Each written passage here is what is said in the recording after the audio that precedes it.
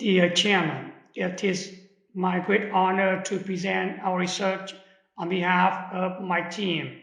The title of our study is Heart Rate Variability and its Role to Predict Atrial Fibrillation in Patients Undergoing Coronary Artery Bypass Grafting. Coronary artery bypass grafting is considered as one of the main revascularization therapy. After CABG, occurrence of new onset atrial fibrillation range from 10% to 45% and found to be associated with some cardiac events. Post-operative heart rate variability were found to be decreased and related with some arrhythmias such as atrial fibrillation.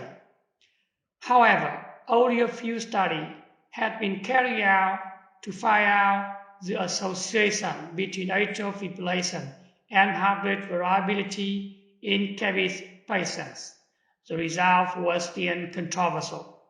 Some studies show post-operative heart rate variability was associated with the rate of AF occurrence. The other found only pre-operative heart rate variability helped to predict the occurrence of the new onset AF. So main purpose of our study include primary endpoint to define the rate of new onset atrial fibrillation and its association with decreased heart rate variability, and secondary endpoint to assess the pattern of change in heart rate variability. The methods 119 patients indicated for coronary artery bypass surgery using the up-pump technique at a single hospital, and period of follow-up for 6 months. Inclusion criteria were as follows: multiple coronary vessel disease indicated for CABG according to ESC guideline 2013, sinus rhythm in Holter ECG, and informed consent obtained. Exclusion criteria were as follows: acute coronary syndrome, acute heart failure, or other acute disease needed treatment, atrial ventricular block, second or third degree, preoperative AF, concomitant cardiac surgery, severe post-operative complication, and significant artifact on or the duration of Holter ECG less than 18 hours. Here's the study design. 119 patients indicated for CABG. ECG Holter done before CABG, and after that 3 times Holter ECG was performed at 7 days, at 3 months, and at 6 months after the surgery. Heart rate variability analysis, including time domain and frequent domain, as well as criterion of decreased time domain measurement, was adapted to task force of the European Society of Cardiology in 1996, and the criterion for the disease heart rate variability as follows. Here's the result. Mean age about 65, and female took account little, only 17%. For the patient characteristics, the hypertension took the highest percentage. Auto score 2 more than 3 took account 6%. And the rate of post-operative AF increased over time, and its peak reached at 6 months after CABG, about 17%. Here we can see the frequent domain measurement reduced at 7 days after CABG and subsequently increased at 6 months. Also, we see the change since on the time domain measurement.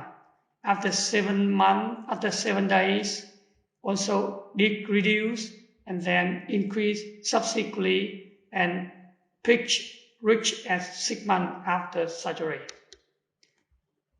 That's why the prevalence of the decreased heart rate variability increase at 7 days after CABG and then reduce subsequently during the following up.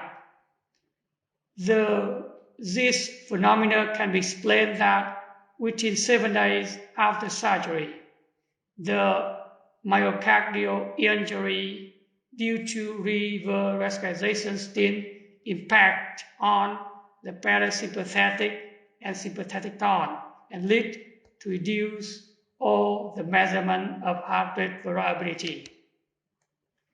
By univariate comparison between patients with and without post-operative AF at 6 months after surgery, only diabetes is seen related with the atrial fibrillation.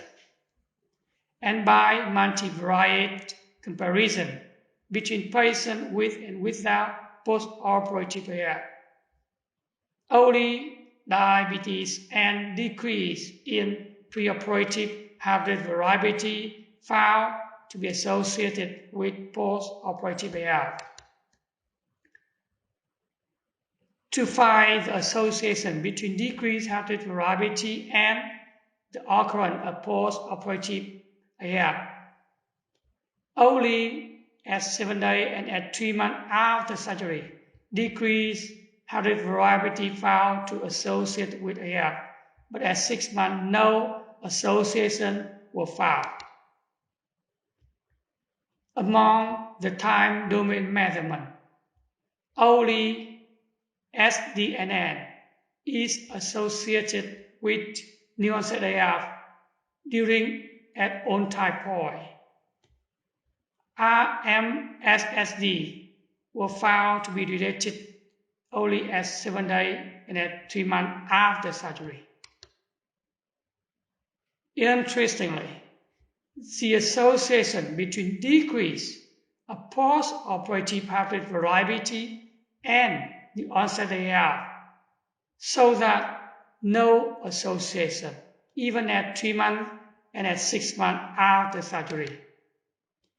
To predict new onset of AF after surgery, ROC curve was used. At 7 days, RMSSD is shown to be the best predictor. At 3 months after surgery, ASDNN and SDNN found to be the best. At 6 months, only SDNN found to have association with AF. So come to conclusion. For primary endpoint, frequency of post-operative AF increase over time. Its peak reached at 6 months during the following up. The decrease of preoperative heart rate variability is associated with the presence of AF. SDNN and RMSSD are independent predictors of post-operative AF.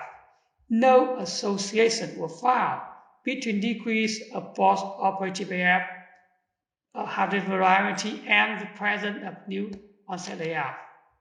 For the secondary endpoint, after surgery, all measurements of heart rate variability decrease at 7 days, recover after 3 months, and all increase more than before surgery at 6 months.